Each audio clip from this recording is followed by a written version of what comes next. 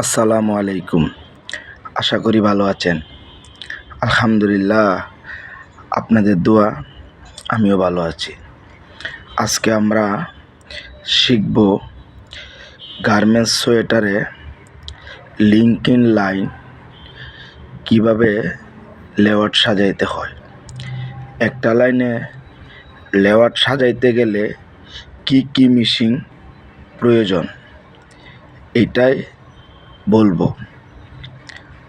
আসুন ভিডিওটি শুরু করা যাক। গার্মেন্টস সেক্টরে অ্যাসেম্বলি লাইন। সর্বপ্রথম প্রয়োজন দুইটা বিম, যেই বিমে কাজ ইনপুট দিবে। সেই ক্ষেত্রে আমাদের কমন দুইটা বিম লাগবে। তারপর 36টা লিঙ্কিং মেশিন, কোনো জায়গায় 20টে, কোনো জায়গায় 24টে, কোনো জায়গায় 30টে।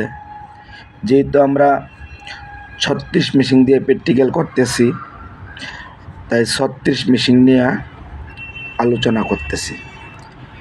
36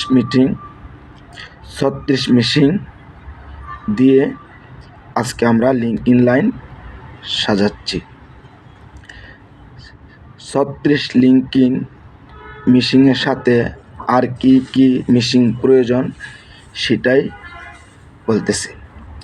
লিঙ্কিং মেশিন 36, দুইটা কাপসিএম মেশিন অথবা নখি, তারপর দুইটা বারটেক, তারপর 8টা ট্রিমিং, কোনো জায়গায় 10টাও লাগে, কোনো সময় 6টাও হয়।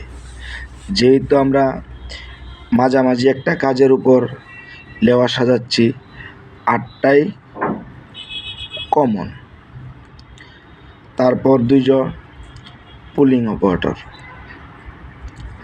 যারা ট্রিমিংয়ের পরে নেক টেনে নিডল ডপ আছে কিনা চেক করে দিবে। যদি নিডল ডপ থাকে মার্ক করে সামনে মেন্ডিংয়ে দিবে, আর নিডল ডপ না থাকলে লাইট চেকে দিবে।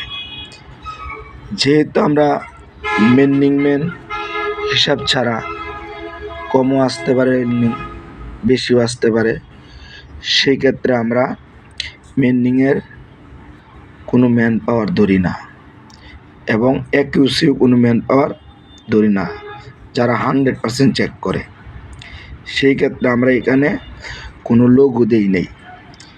তারপর লাইট চেক করে, দুইটা লাইট চেক করে অ্যাকিউরেসিকে দিবে। সে 100% চেক করবে, কোয়ালিটি চেকার 100% চেক করে। তারপর দুইটা বিম লাগবে আরও আউটপুট রাখার জন্য। এই হইল আমাদের একটা লিঙ্কিং লাইন অ্যাসেম্বলি। আমরা শিখলাম অ্যাসেম্বলি লাইন 36 মিটার দিয়ে সাজাইলে তার পাশাপাশি আর কি মেশিন প্রয়োজন হয়। পরবর্তীতে আমরা দেখব কোন প্রসেসে